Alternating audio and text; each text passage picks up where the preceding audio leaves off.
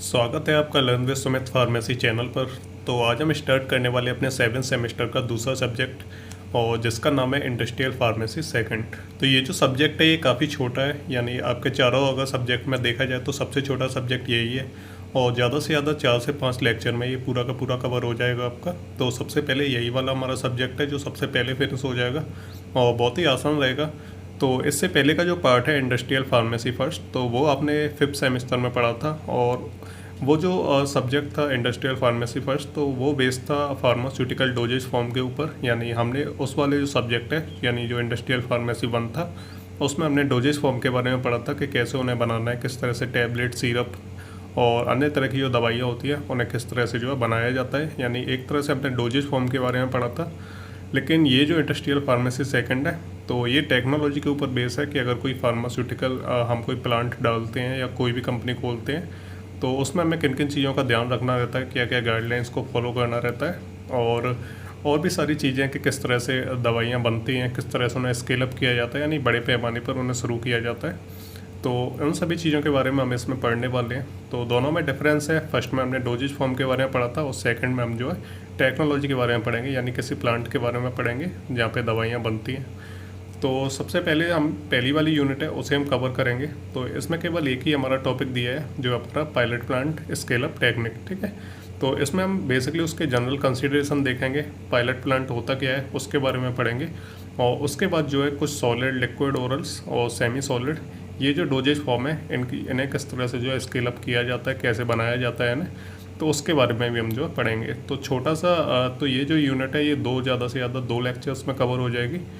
तो काफ़ी छोटी यूनिट है। इसी तरह से हमारी जो सेकंड यूनिट है वो भी हमारी जल्दी से फिनिश हो जाएगी। तो एक एक दो लेक्चर्स में सारी की सारी यूनिट फिनिश हो जाएंगी। तो चलिए स्टार्ट करते हैं और देखते हैं क्या होती है pilot plant scale up techniques. तो इससे पहले कि मैं आपको समझाऊं pilot plant scale up technique होती क्या है, उससे पहले मैं आपको कुछ एग्जांपल बता देता हूं जिससे आपको थोड़ा सा आइडिया हो जाएगा कि हम क्या पढ़ने वाले हैं। तो सबसे पहले मैं एक एग्जांपल आपको बताता हूं कि आपको 100 लोगों के लिए चाय बनानी है और आपको पूरा मटेरियल आपको दे दिया, चाय की पत्ती दे दी, चीनी दे दी, पानी दे दिया, दूध दे दिया, ये सारी चीज़ें आपको जो है प्रोवाइड करा दी। और आप अभी नए नए हो, आपने पहली बार जो है चाय बना रहे हो, तो आप जो है 100 लोगों के लिए कैसे चाय बनाओगे, आपको कोई आइडिया नहीं है कि कितनी चीनी डालनी है, कितनी पत्ती डालनी है। तो अगर आपको पता नहीं और आपने जो है अपने मन से या अपने बिना कुछ जाने पहचाने आपने जो उसमें चीनी पत्ती डाल दी, तो इससे क्या है जो टोटल जो क्वांटिटी बनेगी चाय की, हो सकता है कि वो बिगड़ जाए पूरे तरीके से और चीनी ज़्यादा हो जाए या पत्ती ज़्यादा हो जाए या फिर पानी ज़्यादा हो जाए चाय में। तो इससे क्या होगा कि जो आपने 100 लोगों के लिए जो एक ही बार में जो चाय बनाई, तो इससे क्या है आपका जो पूरा का पूरा जो सिस्टम है यानी जो पूरी की पूरी चाय वो ख़राब हो चुकी है, यानी वो अच्छी नहीं बनी। तो इससे क्या है बहुत ही ज़्यादा लॉस होगा। तो अगर आप नए नए हैं और आपको जो है कोई चीज़ सीखनी है या फिर आपको ज़्यादा बड़े स्केल पे कोई काम सीखना है आपको, तो सबसे पहले ज़रूरी होता है कि हम उसे छोटे स्केल से शुरू करें, यानी हम पहले उसका छोटा बैच बना के देखें। अगर आपको 100 लोगों के लिए चाय बनानी है तो सबसे पहले आपको कोशिश करनी है कि आप 1 या 2 कप चाय बना के देखें, ठीक है। तो इससे क्या है आपको आइडिया लग जाएगा कि किस तरह से, यानी 1 कप चाय में कितनी चम्मच चीनी डालनी है, कितनी पत्ती डालनी है ना। जैसे लेट सपोज हम 1 कप चाय में जो है 1 या 1.5 चम्मच चीनी डाल देते हैं, 1 चम्मच हम जो एवरेज निकाल लेते हैं। तो चलो 1 कप चाय में 1 चम्मच चीनी डाल दी, है ना, और 1 चम्मच पत्ती डाल दी और उसके अलावा जो है थोड़ा बहुत हमने पानी मिक्स कर दिया। तो इस तरह से हमें क्या है थोड़ा सा आइडिया लग गया, हम वो नोट कर लेंगे ये सारी चीज़ें कि 1 कप चाय में हम जो है कितना पानी डाला है, कितनी चीनी डाली है, कितनी पत्ती डाली है। तो इस तरह से जो हमने 1 कप बनाई है तो वो हमारी जब सक्सेसफुली बन जाएगी उसके बाद हम क्या करेंगे कि हम जो है उसे 100 कप में कन्वर्ट कर देंगे, ठीक है। यानी जो हमने 1 कप चाय बनाई है उसमें जो हमने चीज़ें यूज़ की हैं, जो प्रोसीजर यूज़ किया है वो सारी चीज़ें हमने नोट कर ली। अब उसी को हम मल्टीप्लिकेट करके जो है 100 में कन्वर्ट कर दें। अगर हम 100 कप चाय बनानी है तो हम उसमें 100 चम्मच चीनी डालेंगे, 100 चम्मच पत्ती डालेंगे। तो इस तरह से हम जो है बड़ा बैच बनाने लगते हैं, यानी पहले शुरुआत हम छोटे बैच से करते हैं, उसके बाद हम जो है बड़ा बैच बनाते हैं। तो इसी तरह से फार्मास्यूटिकल कंपनीज में होता है कि अगर कोई बड़ा बैच हमें बनाना है, यानी हमें लगभग 1 लाख टैबलेट्स बनानी है, ठीक है, तो हम सबसे पहले क्या करेंगे उसका छोटा बैच बना के देखेंगे सबसे पहले कि यानी हम जो है 1000 टैबलेट बना के देखेंगे सबसे पहले, और उसके बाद वो सक्सेसफुली बन जाती हैं। यानी एक तरह से हमारी प्रैक्टिस हो जाती है, अच्छी तरीके से हमें प्रोसीजर पता चल जाता है कि क्या क्या मटेरियल मिक्स करना है, कितना करना है, कितनी क्वांटिटी लेनी है। उस हिसाब से जो है फिर हम उसे मल्टीप्लिकेट कर देंगे। तो हमारा जो फिर जो बड़े बैच पे हम जो है काम करना शुरू कर सकते हैं। तो कोई बड़ा लॉस ना हो हमें एक ही बार में, बिना किसी कंसिडरेशन के या फिर बिना किसी नॉलेज के हम जो है बड़ा बैच बनाने की कोशिश करते हैं, तो चांसेज होते हैं कि बाद में उसमें कोई एरर आ जाए, तो इससे क्या है पूरा का पूरा बैच ख़राब हो सकता है। तो इसके लिए सबसे जो ज़रूरी चीज़ है वो है कि हम पहले छोटे स्केल से छोटा बैच बना के देखें, जब वो सक्सेसफुली बन जाए उसके बाद जो हम बड़े बैच की तैयारी करें। तो बस हमारा यही इसमें हम सारी चीज़ें पढ़ने वाले हैं। तो ये एक मैंने आपको बेसिक सी चीज़, एक कहानी, एक एग्जांपल मैंने आपको बता दिया, इसी के बेस पे हम जो है इस पूरे चैप्टर को जो है फिनिश करेंगे। चलिए शुरू करते हैं और देखते हैं, सारी एक एक करके सारी चीज़ें समझ लेते हैं। तो चलिए शुरू करते हैं और देखते हैं, सारी चीज़ें एक एक करके समझते हैं। तो पहले कुछ डेफिनेशंस यहाँ पे दिए हैं कि जो चैप्टर का जो नाम है pilot plant scale up techniques. तो सबसे पहले हम समझेंगे प्लांट क्या होता है, उसके बाद हम पायलट प्लांट क्या होता है और फिर क्या है स्केल अप क्या होता है। तो इन तीनों चीज़ों को हम समझेंगे, उसके बाद जो आपको पूरे तरह से आइडिया हो जाएगा कि आप क्या पढ़ने वाले हो आगे। तो चलिए, तो सबसे पहले हम समझते हैं कि प्लांट क्या होता है। अब प्लांट एक ऐसा प्लेस होता है जहाँ पर 5 M's, ठीक है, यानी 5 M की हम बात करें तो 5 M क्या क्या होते हैं, मनी, मटेरियल, मैन, मेथड और मशीन्स।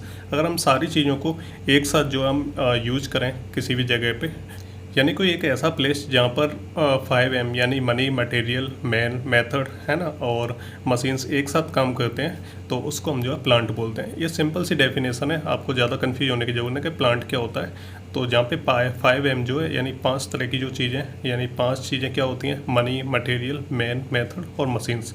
अगर हम सभी को एक जगह पे इकट्ठा कर दें और किसी भी प्रोडक्ट की हम मैन्युफैक्चरिंग करें तो उसे हम जो है प्लांट बोलते हैं, ठीक है। तो सिंपल सी डेफिनेशन है, सिंपल सी चीज़ें आपकी समझ में आ गया होगा।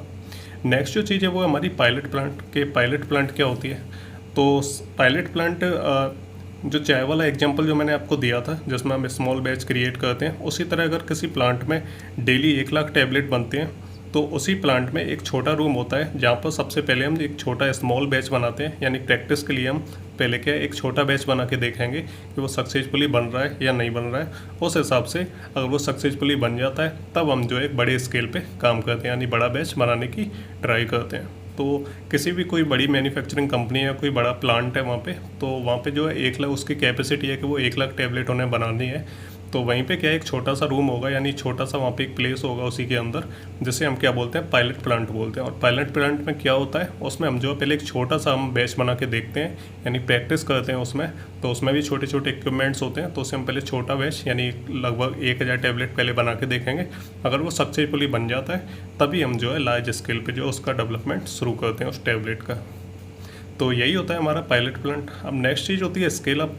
स्केल अप क्या होता है, तो पायलट प्लांट में जब छोटा बैच जब सक्सेसफुली बन जाता है, ठीक है, तो हम क्या करते हैं, सारा का सारा जो डेटा है उसे हम पहले नोट कर लेते हैं कि हमने क्या चीज़ें यूज की हैं, कितनी क्वांटिटी यूज की है, हम सारी की सारी कैलकुलेशंस को हम नोट कर लेते हैं। और जब सारी चीज़ें जब नोट हो जाती हैं, ठीक है, तो फिर हम क्या करते हैं कि जो हमने छोटा बैच बनाया है उसी को हम जो है स्केल अप करते हैं। यानी प्लांट में क्या है, लेट सपोज प्लांट में क्या है, आपको 1 लाख टैबलेट बनानी है। अब 1 लाख टैबलेट आप एक साथ तो बनाएंगे नहीं, पहले कि आप उसकी प्रैक्टिस करके देखोगे कि वो सही बन रही है, क्या क्वांटिटी चाहिए, कितनी कैलकुलेशन हमें करनी है। तो उस हिसाब से हम क्या करेंगे, पायलट प्लांट में सबसे पहले हम छोटा बैच क्रिएट करेंगे।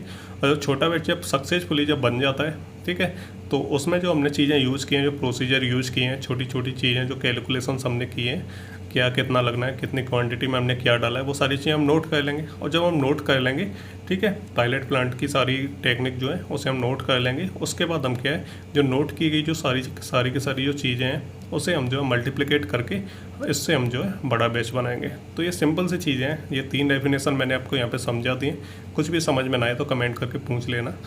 तो ये चीज़ हो गई हमारी। तो ये तीनों की तीनों डेफिनेशन आपको याद करनी है और बाकी मैंने आपको समझा दी है। तो अब जो इम्पोर्टेंट चीज़ है वो हमारे इसके ऑब्जेक्टिव्स के, pilot plant scale up techniques के क्या क्या ऑब्जेक्टिव्स होते हैं, तो सारे के सारे हम देखते हैं।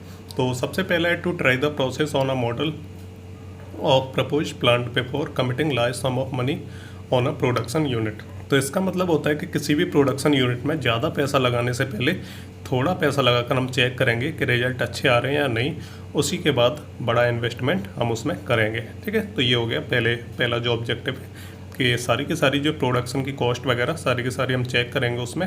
तो कोई भी प्रोडक्शन यूनिट में हम क्या करेंगे, पैसा लगाने से पहले हम थोड़ा सा अमाउंट उसमें इन्वेस्ट करके देखेंगे और देखते हैं कि रिजल्ट्स अच्छे आ रहे हैं या नहीं आ रहे, उसी हिसाब से हम फिर उसमें जो है बड़ा जो इन्वेस्टमेंट है वो करते हैं। दूसरा हमारा examination of the formula to determine its ability to withstand batch scale and process modification. इसका मतलब है कि जब कोई बड़ा फार्मूला बनाने से पहले उसका जो छोटा फार्मूला बनाकर एग्जामिन करना चाहिए कि वो सही है या नहीं है, उसके बाद ही जो है बड़ा फार्मूला हमें बनाना चाहिए।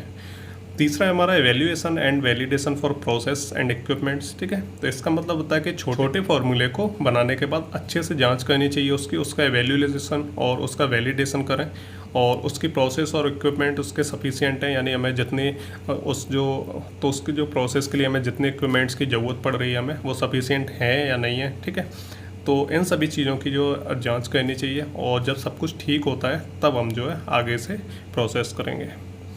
और जो चौथा पॉइंट है वो है to identify the critical features of the process. और इसका मतलब है कि फार्मूला बनाने में जो क्रिटिकल प्रोसेस होती है उसका ध्यान रखना है। जैसे ऑयल एंड वाटर को मिलाकर जो लाइपोफिलिक सिरप हम बनाते हैं, तो उसमें क्या है, जो मिक्सिंग होती है ऑयल एंड वाटर की, जैसे हम एजिटेशन बोलते हैं, अगर वो सही नहीं है तो पूरा का पूरा जो बैच है या जो फार्मूला है वो ख़राब हो जाएगा। इसलिए कुछ क्रिटिकल जो है पॉइंट्स होते हैं वहाँ पे, जब भी हम कोई फॉर्मुलेशन बनाते हैं, कोई भी मेडिसिन या फिर सिरप हम बनाते हैं, तो कुछ जो है कुछ जगह पे कुछ डिफ़िकल्ट जो है पॉइंट्स होते हैं, वहाँ पे क्या दिक्कत आती है, अगर वो सही से नहीं किए जाते तो पूरा का पूरा बैच जो है फेल हो जाता है। नेक्स्ट हमारा guidelines for production and process control. इसका मतलब है कि प्रोडक्शन एंड प्रोसेस के लिए जो गाइडलाइंस दी हैं उन्हें फॉलो करना चाहिए, जिससे हमें मास्टर फार्मूला यानी एसओपी हमें मिल जाता है, और जिसकी वजह से हम जो अच्छे तरीके से काम कर पाते हैं, और जिससे स्केल अप करने में भी प्रॉब्लम नहीं आती है। तो सारी का सारी ये जो ऑब्जेक्टिव्स हैं वो मैंने आपको समझा दिए हैं। नेक्स्ट हम देखेंगे स्टेप्स के, जब स्केल अप किया जाता है तो उसमें कौन कौन से स्टेप्स यूज होते हैं, तो सारे हम एक एक करके देखेंगे। तो जो सबसे पहला स्टेप है हमारा, define product economics based on the projected market size and competitive selling and provide guidance for allowable manufacturing cost. इसका मतलब होता है कि प्रोडक्ट बनाने में जो खर्चा होता है वो क्या है, on the basis of market size and selling और मैन्युफैक्चरिंग कॉस्ट कितनी आएगी ये कैलकुलेट करनी चाहिए अच्छे तरीके से। उसके बाद ही जो है पैसा उसमें इन्वेस्ट करना चाहिए। यानी क्या है, कोई भी हम प्रोडक्ट बनाते हैं, ठीक है, तो सबसे पहले हमें कैलकुलेट कर लेना चाहिए कि मार्केट कैसा है, यानी मार्केट का साइज़ कितना बड़ा है, ठीक है, और उसकी सेलिंग कैसी है, वो सेल हो पाएगी या नहीं हो पाएगी, उसकी मैन्युफैक्चरिंग की कॉस्ट क्या आएगी। कोई भी हम प्रोडक्ट बनाने से पहले ये 2-3 चीज़ें हम चेक करते हैं अच्छे तरीके से, उसके बाद ही हम जो है उसमें पैसा इन्वेस्ट करते हैं। ठीक है, नेक्स्ट हम बात करें तो conduct laboratory studies and scale up planning at the same time. तो उसी समय जब आप कॉस्ट वगैरह को कैलकुलेट करेंगे, उसी टाइम पे आपको ये देखना है कि कौन कौन से जो लेबोरेटरी इक्विपमेंट्स हमें चाहिए, और उसकी जो है पूरी प्लानिंग आपको अभी से तैयार करनी पड़ेगी। और उसके बाद आता है डिफाइन की rate controlling steps in the proposed process. इसका मतलब है कि आपको देखना है कि पूरे प्रोसेस में कौन सा स्टेप है जो सबसे ज़्यादा टफ है, जहाँ पर सबसे ज़्यादा प्रॉब्लम आती है, तो उन पॉइंट्स को आपको नोट करना है। और जब बड़े इस लेवल पर आप जब काम करेंगे तो इन पॉइंट्स पर आप ज़्यादा से ज़्यादा ध्यान दे पाएंगे, इसलिए इन चीज़ों पे भी आपको ध्यान देना है। नेक्स्ट आता है हमारा conduct preliminary larger than laboratory studies with equipments to be used in rate controlling steps to aid in the plant design. और इसका मतलब है कि आपको पहले छोटे लेवल से काम शुरू करना है। जैसे आपको बनानी है 1 लाख टैबलेट, तो सबसे पहले आप जो 1000 जो टैबलेट हैं वो बनाएंगे और सारी प्रोसेस को एनालाइज करेंगे और उसके स्टेप्स को नोट करेंगे, और उसके बाद सारी की सारी कैलकुलेशन करने के बाद हम जो है उसे बड़े लेवल पे या स्केल अप उसे करेंगे, और फिर हम जो है बड़े बैच बनाना शुरू करेंगे। नेक्स्ट आता है design and construct a pilot plant including provisions for process and environmental controls, cleaning and sanitizing system, packaging and waste handling systems and meeting regulatory agency requirements. ठीक है, तो इसका मतलब क्या होता है कि जब आप ये सारी चीज़ें कर लोगे, उसके बाद हम क्या करेंगे, जो प्लांट है हमारा पायलट प्लांट है उसे हम डिज़ाइन करेंगे, उसे कंस्ट्रक्ट करवाएंगे। उसके बाद आपको कुछ और भी प्रोसेस को भी ध्यान में रखना है कि सैनिटाइजिंग का काम कैसे करना है और क्लीनिंग वगैरह किस तरह से होगी वहाँ पे, है ना, और वेस्ट हैंडलिंग सिस्टम हमें बनाना पड़ेगा, और पैकेजिंग वगैरह कैसे करनी है, तो इन सभी चीज़ों को भी आपको ध्यान में रखना है। नेक्स्ट हमारा evaluate pilot plant results including process economics corrections and decision on whether और not to proceed with the full scale plant development. इसका मतलब होता है कि जब प्रोडक्ट बन जाएगा उसके बाद आप उसे एवेल्यूएट करेंगे, उसे वैलिडेट करेंगे अच्छे तरीके से कि प्रोडक्ट कैसा बना है, और अच्छा बना है या ख़राब बना है, और उसकी क्वालिटी वगैरह कैसी है। इस हिसाब से हम क्या है, जो फाइनल प्रोडक्ट होगा उसे एवेल्यूएट करेंगे, उसे वैलिडेट करेंगे। ठीक है, तो ये हो गए कुछ स्टेप्स इसके। तो ये है कि तो ये हो गए स्केल अप के स्टेप्स, ठीक है, कि किस तरह से हम जो है स्केल अप करेंगे कि छोटे प्लांट से हम जो है फिर बड़े बड़े जो है बैच बनाना स्टार्ट करेंगे। नेक्स्ट पार्ट आता है हमारा कि जनरल कंसिडरेशन। तो ये हमारा मोस्ट इंपॉर्टेंट टॉपिक है और क्वेश्चन भी इसी में से बनते हैं हमारे। तो जनरल कंसिडरेशन में क्या है, स्केल अप में आपको क्या क्या बातें ध्यान में रखनी चाहिए, तो यही मतलब होता है जनरल कंसिडरेशन का। तो उसमें बेसिकली आपको 10 पॉइंट्स को याद रखना है और एग्जाम में अगर पूछते हैं तो आपको इन्हीं 10 जो हेडिंग्स हैं उनके इन्हें जो लिखना रहता है और इनके बारे में जो है 2-2 3-3 आपको लाइन या पॉइंट्स आपको बना के लिखने रहते हैं और ज़्यादा डिटेल में तो नहीं पूछा जाता है। जनरल कंसिडरेशन बेसिकली पूछा जाता है कि क्या होता है, ठीक है। तो उसके 10 पॉइंट्स आपको लिखने हैं, उसके 10 हेडिंग्स लिखने हैं और उसके बारे में 2-2 लाइन 3-3 लाइन आपको लिख देनी है। तो एग्जाम में पूछा जाता है जनरल जो कंसिडरेशन होता है। तो एक एक करके हम देखेंगे सारी हेडिंग्स को और उसके बारे में समझेंगे कि क्या होता है जनरल कंसिडरेशन। जो पायलट प्लांट होते हैं, ठीक है, तो उसमें जब हमें स्केल अप करना रहता है तो हमें कुछ बातों का ध्यान रखना रहता है। तो उन्हीं के बारे में एक एक करके समझते हैं। तो सबसे जो पहला होता है वो होता है हमारा रिपोर्टिंग रेस्पॉन्सिबिलिटी। अब इसका क्या मतलब होता है कि जब स्केल अप हम जब करते हैं यानी हम बड़े बैच बनाते हैं तो वहाँ पे क्या है, जो कंपनी होती है, प्लांट होता है, वहाँ पे क्या है, 2 तरह की टीम्स होती हैं, ठीक है। एक तो होती है रिसर्च एंड डेवलपमेंट, ठीक है, रिसर्च एंड डेवलपमेंट ग्रुप होता है। दूसरा होता है हमारा द फॉर्मुलेटर, ठीक है। और फॉर्मुलेटर कौन होते हैं कि जो काम करेंगे वहाँ पे। इस ग्रुप में क्या है, केमिस्ट होंगे, फार्मासिस्ट होंगे, इंजीनियर्स होंगे, ठीक है, जो प्रोडक्ट को बनाते हैं। और रिसर्च एंड डेवलपमेंट ग्रुप क्या करता है, तो ये क्या है, टॉप नॉच जो है टीम होती है, यानी बहुत अच्छी जो है रिसर्च जो है, तो बहुत अच्छे ही जो एक्सपर्ट्स बहुत ही जो एक्सपर्ट जो साइंटिस्ट होते हैं उनकी टीम होती है। तो सबसे टॉप जो है टीम यही रहती है जो क्या करते हैं कि हमें फार्मूला देंगे और प्रोसीजर बताएंगे कि किस तरह से जो है काम करना है ना। और रिसर्च एंड डेवलपमेंट टीम की रेस्पॉन्सिबिलिटी एक ये भी होती है कि वो जो काम जो है उसे बांटते हैं, ठीक है, कि किसको क्या काम करना है। तो इन जो रिसर्च एंड डेवलपमेंट ग्रुप है वो क्या करेगा, जो फॉर्मुलेटर्स हैं, ठीक है, जिसमें क्या केमिस्ट होंगे, इंजीनियर्स होंगे, फार्मासिस्ट होंगे, ठीक है, तो इन सभी को जो है रेस्पॉन्सिबिलिटी उनकी बताएगी, उन्हें बांटेगी कि किसको क्या काम करना है। सेकंड होता है हमारा पर्सनल रिक्वायरमेंट्स, ठीक है। पर्सनल रिक्वायरमेंट्स क्या होता है कि पायलट प्लांट स्केल अप में सबसे पहले ये पता करना चाहिए कि टोटल कितने स्टेप्स हैं और कितने प्रोसेस हैं और उनके लिए कितने वर्कर्स की ज़रूरत पड़ेगी। उन वर्कर्स में कितने ट्रेंड होने चाहिए, कितने ऑपरेटर होने चाहिए, तो उन वर्कर्स में कितने ट्रेंड होने चाहिए, कितने ऑपरेटर होने चाहिए, कितने केमिस्ट होने चाहिए और कितने इंजीनियर्स होने चाहिए। तो इन सभी का हमें एक ग्रुप बनाना है जो पूरी प्रोसेस को हैंडल करेंगे। और नेक्स्ट हम बात करें तो पायलट प्लांट स्केल अप में कोशिश करनी चाहिए कि ज़्यादा से ज़्यादा एक्सपीरियंस साइंटिस्ट हों उसमें, जिससे क्या है, काम काफ़ी अच्छे तरीके से हो पाए, ठीक है। और नेक्स्ट मैं इसके बारे में और बात करूं तो जो लोग काम कर रहे हैं तो उन्हें जो है कंप्लीट नॉलेज होनी चाहिए अच्छे तरीके से कि जो वो काम कर रहे हैं उसके बारे में उन्हें अच्छे से पता होना चाहिए। और जो नए लोग हैं उन्हें भी थोड़ी बहुत जो है काम के बारे में जानकारी होनी चाहिए कि वो क्या करने जा रहे हैं, उसके बारे में थोड़ा बहुत उन्हें नॉलेज तो होनी चाहिए, ठीक है। तो ये हो गया हमारी पर्सनल रिक्वायरमेंट्स। नेक्स्ट जो आता है हमारा स्पेस रिक्वायरमेंट्स, ठीक है, कि प्रॉपर जगह होनी चाहिए जहाँ पे जो है स्केल अप का जो काम हो रहा है, जहाँ पे प्रोडक्ट बन रहा है, टैबलेट, सिरप, जो भी चीज़ें वहाँ पे बन रही हैं, तो उसके लिए प्रॉपर स्पेस होना चाहिए, ठीक है। ऐसा नहीं होना चाहिए कि आपके लिए रखने के लिए जगह नहीं है, बैठने के लिए जगह नहीं है, जहाँ पे इक्विपमेंट्स रखे हैं वहाँ पे जगह कम है उनके लिए, ठीक है। तो ऐसी चीज़ों का आपको ध्यान रखना है। तो पहले तो क्या है, एडमिनिस्ट्रेटर एंड इंफॉर्मेशन प्रोसेसिंग। तो इसका मतलब होता है कि जहाँ पे आप डॉक्यूमेंटेशन का काम करते हैं, जहाँ पे सारी की सारी आप जो प्लानिंग करते हैं, पेपर वर्क करते हैं, यानी ऑफिस टाइप की क्या जगह होनी चाहिए अलग से, ठीक है, और उसमें जो है प्रॉपर स्पेस होना चाहिए। दूसरा है फिजिकल टेस्टिंग एरिया, कि जहाँ पे दवाओं की टेस्टिंग के लिए स्पेस प्रॉपर होना चाहिए। और तीसरा स्टैंडर्ड इक्विपमेंट फ्लोर स्पेस, तो जहाँ पर दवाएं बन रही हैं यानी एक्चुअल में जो काम हो रहा है, ठीक है, तो उसके लिए भी जो है प्रॉपर स्पेस होना चाहिए। फिर आता है हमारा स्टोरेज एरिया, कि जब दवाएं बन जाएं उसके बाद उसे स्टोर करने के लिए प्रॉपर स्पेस होना चाहिए, यानी काफ़ी सारी जगह होनी चाहिए।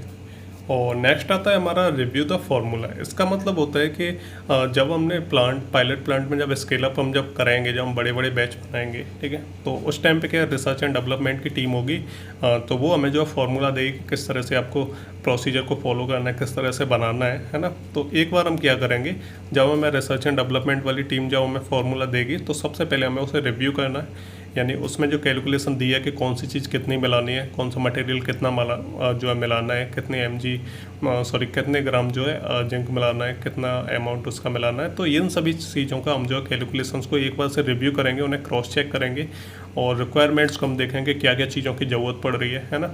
और ऐसा तो नहीं है कि हम दो जो चीज़ें उन्हें मिला रहे हैं, आपस में मिक्स कर रहे हैं, तो उनके बीच में कोई इनकम्पेटिबिलिटी तो नहीं है ना, कोई किसी तरह की कोई रिएक्शन तो नहीं हो रही। तो इन सारी चीज़ों को हम क्या एक बार दोबारा से पढ़ेंगे, उन्होंने जो फार्मूला दिया है, और हम उसे अच्छे तरीके से रिव्यू करेंगे कि कहीं कोई गलती तो नहीं है। और फिर उसके बाद जो प्रोडक्ट को बनाने में जो चीज़ें यूज हो रही हैं उनके बारे में आपको पता होना चाहिए कि उनका काम क्या है, तभी आपको पता चलेगा कि प्रोडक्ट सही बनेगा या ख़राब बनेगा। ठीक है, तो ये होगी हमारी रिव्यू द फार्मूला। और नेक्स्ट आता है हमारा रॉ मटेरियल। तो पायलट प्लांट को स्केल अप करने के लिए आपको रॉ मटेरियल की तो ज़रूरत पड़ती है, चाहे आप छोटा बैच बना रहे हो बड़ा बैच बना रहे हो, तो रॉ मटेरियल बहुत ही मोस्ट इंपॉर्टेंट चीज़ है। तो हम क्या करेंगे, रॉ मटेरियल की हमें ज़रूरत पड़ेगी, जिससे हम क्या करेंगे, हमारी जो रिक्वायरमेंट है, जितना हमें मेडिसिन बनानी है या सिरप हमें बनानी है, तो उस हिसाब से हम जो है इसे इश्यू करवा के अपने पास स्टोर कर लेंगे। और नेक्स्ट हमें फिर क्या है, उसकी हमें ज़रूरत पड़ेगी नेक्स्ट, तो हमारी वो है हमारे इक्विपमेंट्स। तो जब हम रॉ मटेरियल जब हमारे पास आ जाएगा तो उसके बाद हमें इक्विपमेंट्स की ज़रूरत पड़ेगी।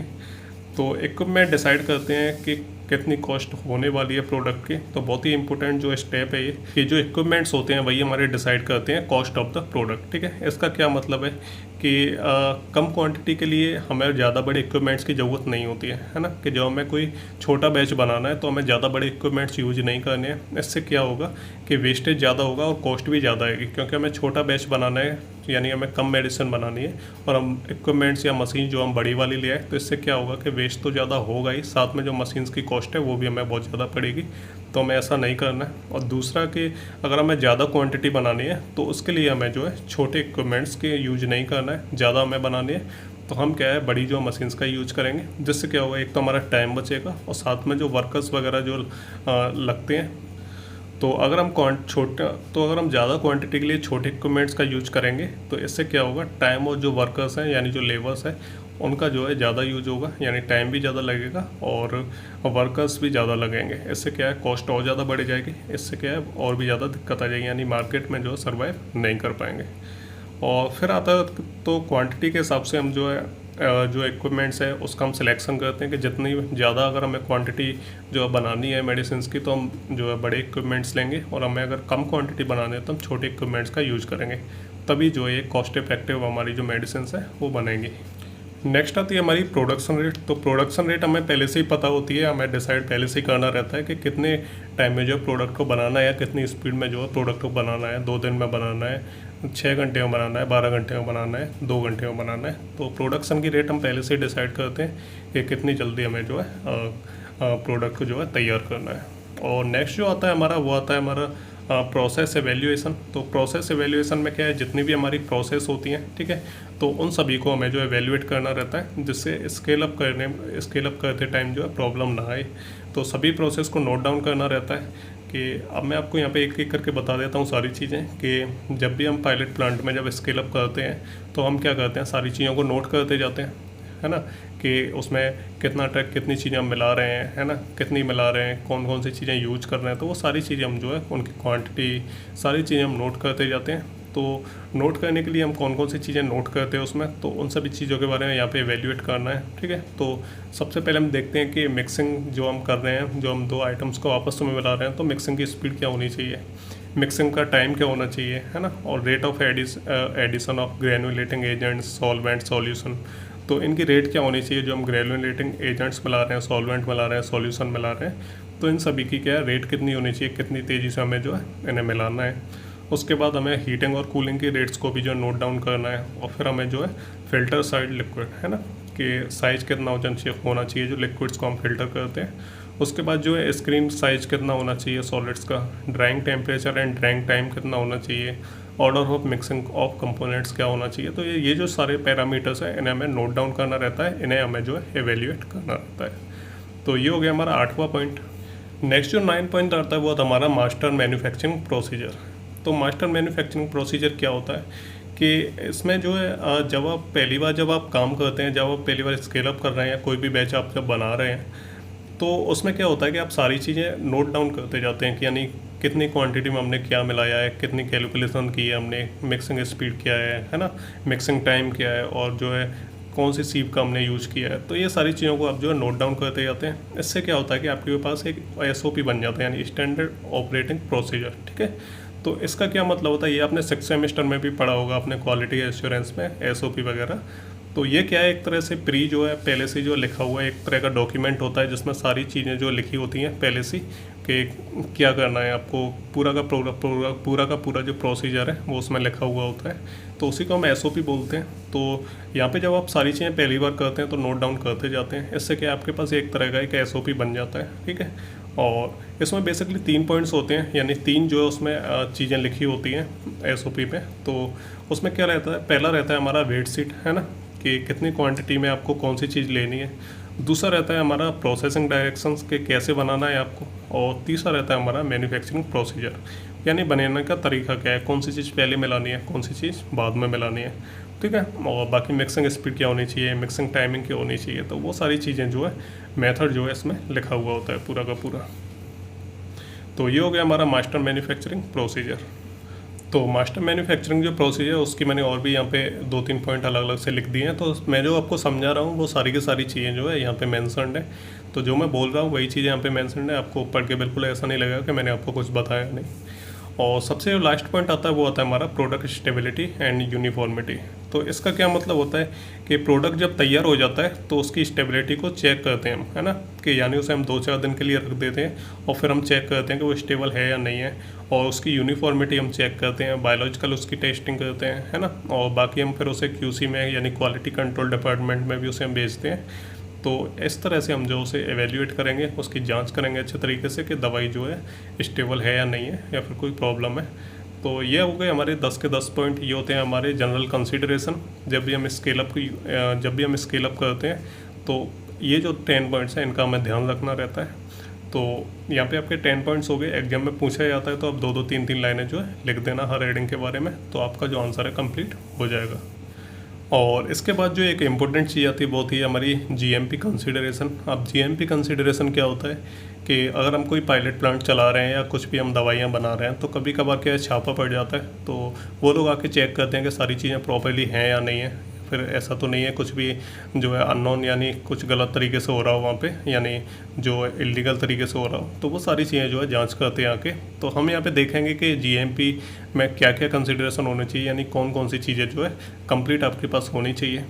तो सबसे पहली चीज़ है कि इक्विपमेंट क्वालिफिकेशन, कि जो इक्विपमेंट्स हम यूज कर रहे हैं, ठीक है, तो वो प्रॉपर कैलिब्रेट है या नहीं है, ठीक है, और प्रॉपर उनकी साफ़ सफाई होती है और कितनी बार साफ़ सफाई होती है, और वो जो है उनकी जी पूरी की पूरी जो फाइल है उसकी वो आपके पास कंप्लीट होनी चाहिए। तो जब जांच करने के लिए आते हैं तो उन्हें आपको दिखानी रहती है।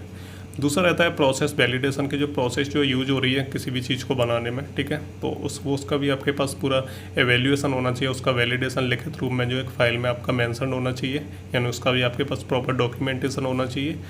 और तीसरा हमारा रेगुलरली शेड्यूल प्रिवेंटिव मेंटेनेंस, ठीक है।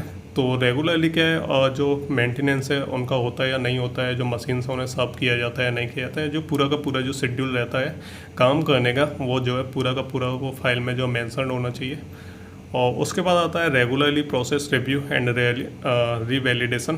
तो उसके बाद जो है जो प्रोसेस होती हैं उन्हें रिव्यू करते हैं हम, उनकी जांच करते हैं या नहीं करते हैं, या सारी की सारी चीज़ों को हम रिव्यू करते हैं और दोबारा से हम रीवैलिडेट उसे करके देखते हैं। तो वो सारी की सारी जो है फाइल में आपके मेंशन होनी चाहिए। उसके बाद जो है relevant written standard operating procedure, और लिखित में जो भी हम काम कर रहे हैं वहाँ पे और जो भी हम प्रोसेस यूज कर रहे हैं, यानी जो भी हम बैच बना रहे हैं, कोई भी दवा हम बना रहे हैं, तो वो क्या है लिखित यानी आपके लिखे हुए जो फाइल में जो है मेंशन होना चाहिए उसका स्टैंडर्ड ऑपरेटिंग, यानी उसका एसओपी जो है प्रॉपर आपके पास होना चाहिए कि आप किस तरह से जो दवा बना रहे हैं, क्या क्या चीज़ें यूज कर रहे हैं। और उसके बाद जो वहाँ पे well defined technology transfer system भी होना चाहिए। तो किस तरह से टेक्नोलॉजी ट्रांसफ़र सिस्टम वहाँ पे किया जाता है, तो उस तरह से जो है उसका भी एक आपके पास पूरी प्रॉपर फाइल होनी चाहिए।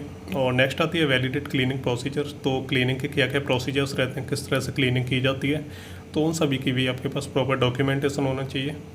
और लास्ट आता है कि an orderly arrangement of equipment so as to ease material flow and prevent cross contamination. तो आपके पास जो अरेंजमेंट रहता है कि किस तरह से आपको इक्विपमेंट को इंस्टॉल करना है वहाँ पे, तो उनके बीच में जो फ्लो होगा जब मटेरियल बनता है तो उनके बीच में जब क्रॉस कॉन्टामिनेशन ना हो, इसके लिए इक्विपमेंट्स क्या है प्रॉपर आपकी जगह पे जो है अरेंज होने चाहिए, यानी उनकी जो प्रॉपर लोकेशन पे उन्हें अरेंजमेंट करना चाहिए उनका, और उन्हें जो है इंस्टॉल करना चाहिए, ताकि जब कोई भी प्रोडक्ट बने तो जब क्या एक इक्विपमेंट से दूसरे इक्विपमेंट में वो जाता है तो उनके बीच कोई क्रॉस कॉन्टामिनेशन ना हो पाए।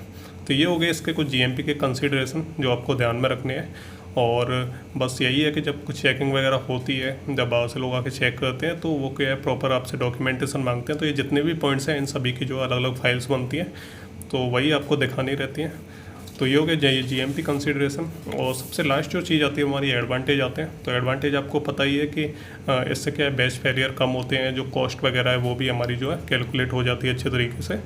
तो ये सारी चीज़ें इसके बेनिफिट्स ही हैं हमारे, और पहले से हम ऑब्जर्व कर लेते हैं तो क्या है हम अच्छे तरीके से जो काम कर पाते हैं, नुकसान कम होता है हमारा, एक्यूरेट चीज़ें रहती हैं और ज़्यादा से ज़्यादा चीज़ें जो अच्छे तरीके से हो पाती हैं हमारी। तो ये कुछ 2-3 एडवांटेज यहाँ पे दिए हैं, तो उन्हें आप पढ़ लेना अच्छे तरीके से। और बाकी नोट्स में सारी चीज़ें मेंशन है, तो उन्हें मैं जो है टेलीग्राम पे अपलोड कर दूंगा। तो कैसा लगा आपको ये पूरा का पूरा लेक्चर, आप रिव्यू करके ज़रूर बताएं, कमेंट में ज़रूर बताएं। कुछ भी समझ में ना आए तो कमेंट में ज़रूर पूछ लिया करें आप, और टेलीग्राम पे भी आप जो है पूछ सकते हैं। तो मिलते हैं अगले लेक्चर में, तब तक के लिए good bye and take care.